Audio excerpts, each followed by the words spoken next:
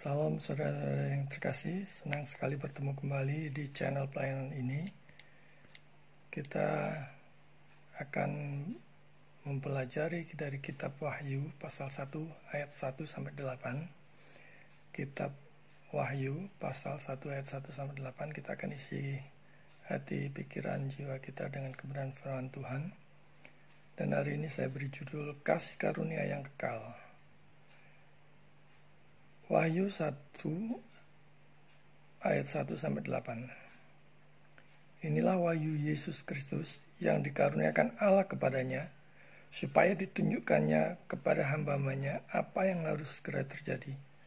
Dan oleh malaikatnya yang diutusnya, ia telah menyatakannya kepada hamba-hambanya Yohanes. Yohanes telah bersaksi tentang firman Allah dan tentang kesaksian yang diberikan oleh Yesus Kristus, yaitu segala sesuatu yang telah dilihatnya. Berbahagialah ia yang membacakan dan mereka yang mendengarkan kata-kata nubuat ini, dan yang menuruti apa yang ada tertulis di dalamnya, sebab waktunya sudah dekat. Dari Yohanes kepada ketujuh jemaat yang di Asia Kecil. Kasih karunia dan damai sejahtera menyertai kamu dari Dia yang ada dan yang sudah ada dan yang akan datang, dan dari ketujuh roh yang ada di hadapan tahtanya, dan dari Yesus Kristus yang setia, yang pertama bangkit di antara orang mati dan berkuasa atas raja-raja bumi ini. Bagi Dia yang mengasihi kita dan yang telah melepaskan kita dari dosa kita oleh darahnya, dan yang telah membuatnya kita menjadi suatu kerajaan, menjadi imam-imam bagi Allah Bapanya. Bagi Dialah kemuliaan dan kuasa sampai selama-lamanya. Amin. Lihatlah, Ia datang dengan awan-awan, dan setiap mata akan melihat Dia, juga mereka yang telah menikam Dia, dan semua bangsa di bumi akan meratapi Dia. Ya, amin. Aku adalah Alfa dan Omega, firman Tuhan Allah, yang ada dan yang sudah ada, dan yang akan datang, yang maha kuasa. Saudara-saudara yang terkasih, kitab suci kita bukan asal nyebluk, langsung jatuh dari langit, tetapi ditulis oleh orang-orang pilihan Allah dengan latar belakang yang berbeda-beda, dengan abad dan zaman yang berbeda-beda pula. Tetapi semuanya dalam pimpinan dan tuntunan Roh Kudus, sehingga harmonis, tepat, persis seperti yang Dia kehendaki, yang seperti Allah kehendaki. Kita harus datang kepada Dia, kita harus datang kepada Tuhan saat membaca kitab suci dengan sikap yang benar, yang penuh hormat, tunduk, dan patuh pada otoritas kitab suci.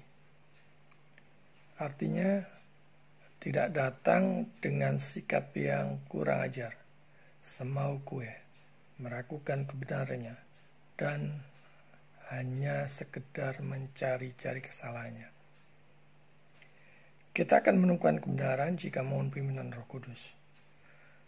Kita akan makin menyimpang dan kacau balau jika datang dengan sikap dan motivasi yang salah. Apalagi jika dikuasai nafsu kita dalam mencari yang kita mau saja, yang enak-enak saja, yang menghibur saja. Tetapi jemaat mula-mula, kalau kita belajar dari sini, itu sebenarnya juga mengalami berbagai polemik, tidak hanya di zaman modern ini. Dan pengikut Kristus dari dulu sudah mengalami penganiayaan, sudah mengalami berbagai macam pergumulan. Problem kesesakan, kesukaran selalu ada. Tetapi selalu ingat, ada Roh Kudus yang siap untuk menolong kita, yang siap bahkan untuk menghibur kita, Nah, sekarang kita akan melihat apa itu wahyu. Wahyu artinya dibukakan, disingkapkan. Roh Kudus yang memimpin menuntun para penulis tentang maksud Allah untuk disampaikan dengan maksud dan tujuan yang berbeda-beda. Seperti Mazmur misalnya yang bergaya puisi, Amsal untuk memberikan hikmat, dan bagian lain yang menjelaskan adat istiadat Israel dan sebagainya. Kitab Wahyu ini ditulis kepada 7 jemaat di Asia Kecil di Turki, di mana kondisi orang-orang Kristen saat itu ditindas, disiksa, dipersekusi. Hampir sama seperti kondisi kita saat ini, di mana selalu ada oknum-oknum yang membenci gereja, yang membenci orang-orang Kristen dan sebagainya, bahkan menganiaya, melarang dibangun berdiri tempat ibadah dan sebagainya. Jadi kita tidak perlu heran, sudah sejak dari zaman gereja mula-mula hal ini terjadi. Kekristenan saat itu dihibur, dikuatkan untuk bertahan, dihibur dan dikuatkan dengan firman Tuhan,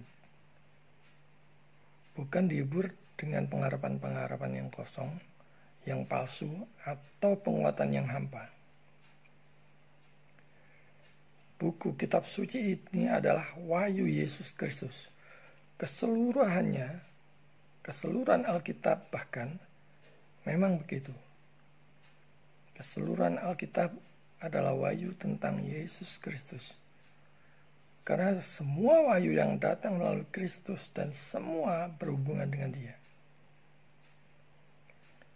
Jadi aplikasinya Kristuslah yang harus kita beritakan. Tentang Dia, menyatakan kehendaknya, menyatakan kasih-Nya yang disalib, dan sebagainya. Di zaman sekarang banyak yang lebih senang dengan kata-kata motivator ketimbang mendengarkan firman Tuhan. Lebih senang dengan kesaksian-kesaksian ketimbang kelas Alkitab. Ataupun menggali Alkitab, menggali kebenaran, mencari maksud Tuhan, mencari kehendak Tuhan. Lebih senang dengan datang ke praktek kesembuhan dan mujizat ketimbang ke gereja. Memberitakan wahyu, mendatangkan berkat. Ada kemuliaan surgawi, penghiburan dan peneguran yang luar biasa melalui kitab suci. Kita bisa menggalinya setiap saat dan kita bisa mendapatkan luar biasa hikmat, pengertian, pengetahuan, bahkan iman kita dikuatkan, diberikan penghiburan, ditegur dosa-dosa kita dan sebagainya. Menggali kitab suci dengan sungguh-sungguh, ini harus kita lakukan. Dan terus mencari dan mengerti apa maksud Tuhan. Pokok dari wahyu ini adalah hal-hal yang harus segera terjadi pada semua orang yang membaca atau mendengar kata-kata nubuatan itu, di mana berkat itu diucapkan. Tidak cukup kita membaca dan mendengar, tetapi kita harus menjaga hal-hal yang tertulis di dalam ingatan kita, pikiran kita, dalam kasih sayang kita, dan dalam praktek. Dan kita akan diberkati dalam perbuatan baik. Tidak ada bagian dari kitab suci yang secara lengkap yang menyatakan Injil dan memperingatkan kejahatan dosa. Mari kita membuka kunci rahasia spiritual Allah melalui kitab suci, supaya beroleh hikmat, pengertian, pengetahuan, penghiburan, dan dikuatkan setiap saat, setiap waktu. Dan kita sudah tahu bahwa hidup ini penuh dengan perjuangan, penuh dengan problema, penuh dengan masalah, kesukaran. Dan kita perlu dikuatkan, sebab iman kita bisa saja goyah, bisa saja menurun. Dan kita memulai kekuatan dari Tuhan sendiri. Dan itu bisa kita dapatkan dari firman Tuhan. Kesaksian Allah dari Alkitab itu lebih bernilai dari apapun. Bernilai kekekalan. Nilainya adalah kekekalan. Tetapi sayang banyak yang tidak suka belajar Alkitab, tidak suka belajar Alkitab. Tapi kalau membaca novel, membaca buku cerita, betah berlama-lama, bahkan berhari-hari, berminggu-minggu, seri, bersambung. Kita kembali lagi, dalam kondisi didesak, disiksa, dipersekusi seperti itu, Rasul Yohanes diberi penglihatan dengan maksud supaya orang-orang yang di dalam Kristus tetap berharap, berpusat, dan hanya mengandalkan Dia. Kondisi pergumulan dan kesukaran yang kita hadapi juga memberi kesaksian bagaimana campur tangan Tuhan, dan kita berharap untuk bisa tetap bertahan di dalam kasih karunia Tuhan dan berjalan bersama Tuhan. Dan penglihatan itu disampaikan dengan menggunakan bahasa-bahasa simbol supaya penguasa saat itu tidak mengerti arti dan maksudnya. Namun mereka yang mengerti, mereka yang percaya, mereka yang beriman mengerti. Ada yang mengatakan bahwa dunia internet adalah dunia yang tanpa terbatas, yang tanpa batas. Saudara-saudara yang terkasih, faktanya masih saja selalu terbatas. Terbatas kuotanya, terbatas handphonenya, canggih atau tidak, masih terbatas wifi-nya, kecepatannya bagaimana, masih terbatas baterai dan sebagainya. Bahkan kalau dipikir masih terbatas usia, umur, dan sebagainya. Jadi mari kita pakai hidup ini dengan mengutamakan Tuhan, memprioritaskan Dia. Dengan membaca, mendengar, menurutinya, mereka berbahagia dan patuh menjalaninya. Saudara-saudara yang terkasih, kita bicara tentang kasih karunia Allah melalui firman Tuhan di dalam kitab Wahyu hari ini. Bersyukur kita mempunyai Allah yang memberi kasih karunia kepada kita yang berdosa ini. Dia sudah memberikan nyawanya. Apa yang kita berikan kepadanya. Dan kita mempunyai tanggung jawab untuk hidup yang benar di hadapan Allah. Allah yang ada, yang sudah ada, yang berdaulat, berkuasa penuh. Tuhan adalah penolong kita. Apapun masalah kita, problem kita. Karena itu kita harus saling mendukung. Pokok kasih karunia keselamatan itu selama-lamanya ada dalam diri orang percaya. Saudara percaya, saudara mempunyai juru selamat, saudara selamat. Saudara menolak juru selamat, tidak percaya juru selamat, bahkan menghina juru selamat, saudara tidak selamat. Kepastian dalam hal damai sejahtera dengan Allah sudah diberikan kepada setiap orang percaya melalui Yesus Kristus. Dan sudahkah saudara mencari juru selamat? Yesus sebagai perantara antara Tuhan dan manusia, antara Allah dan manusia, dia menerima perintah dari Bapa. Tidak ada kedamaian yang sejati, di mana tidak ada kasih karunia yang sejati. Kalau tidak ada kedamaian yang sejati, di sana juga tidak ada kasih karunia yang sejati. Dan kemana perginya kasih karunia, kedamaian akan mengikutinya. Artinya ada kasih karunia, pasti ada damai. Ada Yesus di dalam hati saudara, di dalam hidup saudara, pasti ada damai. Berkat ini dalam nama Allah Tritunggal yang Maha Kudus, Bapa, Anak, dan Roh Kudus.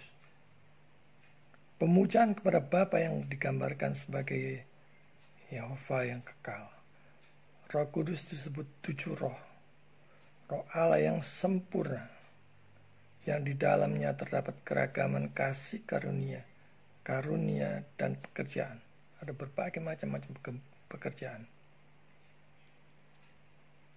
Ada penggembalaan, ada penginjilan, ada misi dan sebagainya. Begitu banyak perbuatan baik, pekerjaan perbuatan baik yang Tuhan nyatakan jika seorang sudah dilahirbarukan. Tuhan Yesus Kristus adalah dari kekekalan, anak sulung yang dengan kekuatannya sendiri akan membangkitkan umatnya. Artinya tidak ada yang dapat menghilangkan noda kecuali darah Kristus untuk memuaskan keadilan ilahi yang mengatasi dunia, mematikan dosa, melawan setan, yang menang bersama Allah dalam doa, dan yang akan menghakimi dunia. Kita tidak dapat menikmati kedamaian ini di dunia ini kecuali kita siap untuk menyerah pada kehendak Allah sehubungan dengan kematian. Waktu kita ada di tangannya yang berdaulat. Kita harus menerimanya sebaik mungkin. Dia adalah sumber hidup di mana kita bisa terus di dalamnya.